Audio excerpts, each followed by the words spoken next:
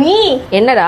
இன்னைக்கு எல்லாம் மேகமூட்டமா இருக்கு. ஆமாடா. இன்னைக்கு லஞ்ச் ஸ்பெஷலுக்கு கொத்தமல்லி எல்லாம் தூக்கலா தூவி குக்கர் ரசம் சாதம் செஞ்சு தரீங்களா? சரிடா, அதே பண்ணிடுறேன்டா. ஓகே. குழந்தைங்க கேட்ட மாதிரியே குக்கர் ரசம் சாதம் தாங்க செஞ்சு கொடுத்தேன். அது கூட தொட்டுக்கிறதுக்கு ஒரே ஒரு அப்பளம் பொரிச்சு கொடுத்துட்டோம் அப்படின்னாக்கா அந்த சோறு எப்படி தான் சாப்பிடுவாங்கன்னே தெரியாது. அவங்களுக்கு ரொம்ப பிடிக்கும். நீங்களும் வீட்டில் செஞ்சு பாருங்க.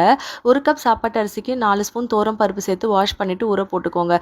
மிக்ஸி ஜாரில் 1 ஸ்பூன் மிளகு, 1 ஸ்பூன் சீரகம், 10 பல் பூண்டு, 4 வரமிளகா, 1/2 ஸ்பூன் சோம்பு, ஒரு பெரிய தக்காளி பழம், கொத்தமல்லி, கருவேப்பிலை, மஞ்சள் தூள், பெருங்காயத்தூள், தண்ணி ஊற்றி நல்லா நைஸாக அரைச்சிக்கோங்க.